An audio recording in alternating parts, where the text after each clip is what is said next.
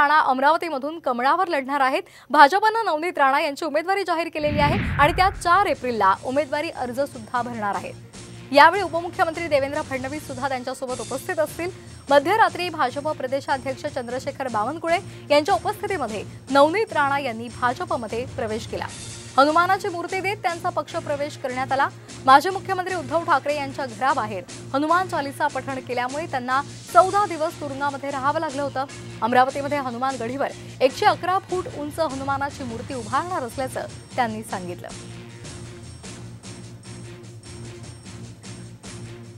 तर आपण ही दृश्य पाहतोय। अमरावतीमध्ये नवनीत राणा यांनी भाजपमध्ये प्रवेश केलेला आहे आणि त्या कमळ या चिन्हावर निवडणूक लढणार आहेत। दरम्यान त्यांच्याशी बातचीत केलेली आहे आमचे प्रतिनिधी पराग ढोबळे यांनी। पाहूयात। आपल्यासोबत नवनीत राणाची काय सांगाल? मला वाटते स्वाभिमान पक्षाचे जे इंडिपेंडेंट आमदार आहे तेही सुद्धा 2014 पासून देवेंद्रजींसोबत आहे आणि मी 2019 पासून जेव्हापासून निवडून गेली आहे मोदीजींसोबतच होती आणि एनडीएची घटक म्हणून जेव्हा जेव्हा मी प्रश्न उचलले, जेव्हा जेव्हा मी आवाज काढला तेव्हा मी समर्थनातच होती। आज ऑफिशियली ज्या पद्धतीने पक्षाने मला तिकीट दिली त्याच्याबद्दल मी देशाचे प्रधानमंत्री नरेंद्र मोदीजींचं, अमित शहाजींचं आणि नड्डा साहेबांचं आणि देवेंद्र फडणवीसजींचं आणि बावनकुळे साहेबांचं मनापासून धन्यवाद करते।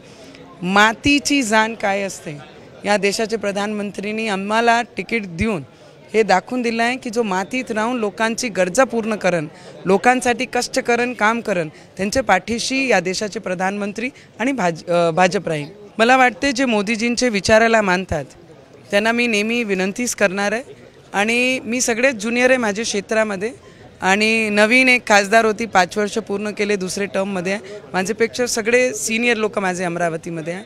त्यांना मी आज जोडून विनंतीसुद्धा केली आहे की मोठे मनाने माझ्या डोक्यावर आशीर्वादाचा हात ठेवा आणि देशाच्या विकासासाठी आणि अमरावतीच्या उन्नतीसाठी आपण सगळे सोबत राहू। दादा मी आज इथे आली आहे आणि याच्यानंतर जसं जसं पक्ष ठरवतील तसं तसं मी पुढे करेन। व्हिडिओ जर्नलिस्ट सौरभ भोलेसह पराग ढोबळे, साम टीव्ही न्यूज, कोराडी, नागपूर। दरम्यान या संदर्भात बावनकुळे यांनी काय प्रतिक्रिया दिली ती सुद्धा पाहूयात। महाराष्ट्रात तुम्ही बघितलं असाल त्या अशा फायर ब्रँड नेते आहेत। जेव्हा उद्धव ठाकरे सरकार होतं, उद्धव ठाकरे सरकारमध्ये त्यांनी हनुमान चालीसा वाचण्याकरता भूमिका घेतली। हनुमान चालीसा सुद्धा वाचून देण्याचं परवानगी नाकारली। 14 दिवस उद्धव ठाकरेंनी 14 दिवस नवनीत राणाजींना जेलमध्ये ठेवलं। खासदार नवनीत राणा यांनी युवा स्वाभिमान पक्षाचा राजीनामा दिला। राजीनामा देताना खासदार नवनीत राणा यांना अश्रू अनावर झाले।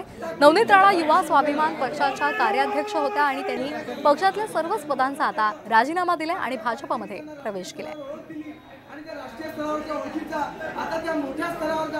त्या कार्याचं आपल्याला राजीनामा जेव्हा द्यायला लागते तर ती भावना ऑब्वियस आहे की ती भावना मी जेव्हा तयारी करत होती ती भावना तशीच होती माझ्यासोबत। आणि अध्यक्षांना आता राजीनामा देताना ते डोळ्यांनी आनंदाचे आसू म्हणा की जी भावना 12-13 वर्ष या पक्षामध्ये काम केलं, पूर्ण परिवाराला घेऊन एक पक्षाला आपण चाललो, तर ती भावना साहजिक आहे की ते डोळ्याच्या माध्यमातून, अश्रूच्या माध्यमातून आलेली।